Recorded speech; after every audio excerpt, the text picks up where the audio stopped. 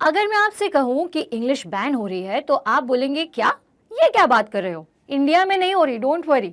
आज मैं आपको बताने वाली हूँ एक ऐसे देश के बारे में जो दुनिया में सबसे ज्यादा बोली जाने वाली ग्लोबल लैंग्वेज इंग्लिश को बैन करने वाला है, और वो देश है इटली। इंडिया में होती तो आधी से ज्यादा जनता हमारी खुश हो जाती कि चलो भाई इंग्लिश से टंटा छूटा, लेकिन ये बात है इटली की। चैट जीपीटी को टेम्परेरी ब्लॉक करने के बाद अब इटली ने एक नई अनाउंसमेंट कर दी है। इटली की प्रधानमंत्री जॉर्जिया मेलोनी की पार्टी ने संसद में एक ड्राफ्ट बिल प्रपोज किया है जो पब्लिक एंड प्राइवेट एंटिटीज पर 1 लाख यूरो मतलब कि 82 लाख से भी ज्यादा का जुर्माना लगा सकता है। मतलब जो ऑफिशियल कम्युनिकेशन में इटालियन के बजाय विदेशी शब्दों जैसे स्पेशली इंग्लिश का यूज करते हैं उन्हें ये जुर्माना देना पड़ेगा।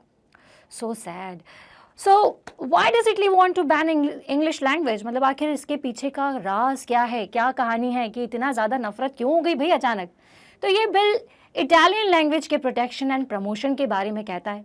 इसमें कहा गया है कि इंग्लिश का या अंग्रेजी का प्रसार इटालियन भाषा को नीचा दिखाता है और अपमानित करता है। गौर करने की बात तो है। और उन्होंने ये भी कहा कि इसका पूरे समाज पर प्रभाव पड़ता है। ड्राफ्ट बिल में एक और बात कही गई है कि ये केवल फैशन की बात नहीं है, फैशन गुजरता है लेकिन एंग्लोमेनिया का असर तो भाई पूरे समाज पर पड़ता है। अब ये एंग्लोमेनिया वर्ड क्या है, थोड़ा सा नया नया लगेगा शायद आप लोगों को, तो मैं बता दूं कि जैसे आपके घर में आपके जीजा जी फूफा जी को स्पेशल एक ट्रीटमेंट दिया जाता है ना, तो एंग्लोमेनिया का मतलब है कि जब आप इंग्लिश लैंग्वेज को बहुत स्पेशल तवज्जो देते हैं, हाँ, तो वो होता है एंग्लोमेनिया।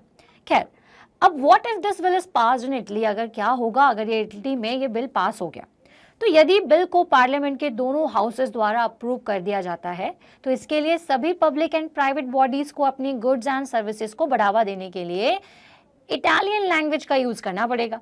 हालांकि ऐसा कब हो सकता है इसका कोई इंडिकेशन नहीं है। ड्राफ्ट में यह भी कहा गया है कि इटली में काम करने वाली कंपनियों में सभी जॉब टाइटल्स इटालियन में लिखे जाने चाहिए। मैं तो उन भारतीयों का सोच रही हूँ जो कि इटली में है, खैर आगे देखेंगे। सिर्फ उन विदेशी शब्दों को यूज करने की परमिशन है जिनको ट्रांसलेट नहीं किया जा सकता। इस बिल के अकॉर्डिंग यूरोप में इंग्लिश का वाइड यूसेज और भी नेगेटिव एंड पैराडॉक्सिकल है क्योंकि ब्रिटेन ने यूरोपियन यूनियन को छोड़ दिया है। प्रपोज्ड बिल को अपोनेंट पार्टी ने क्रिटिसिज्म भी दिया है, मतलब कि पसंद नहीं आया उन्हें ज्यादा। विरोधियों का तर्क है कि यह देश की इंटरनेशनल इमेज के लिए एक झटका है। अब मजे की बात एक ये है कि इटली की प्रधानमंत्री जॉर्जिया मेलोनी ने जब ये बिल को प्रपोज किया तो उन्होंने अपनी स्पीच में खुद विदेशी शब्दों का यूज किया।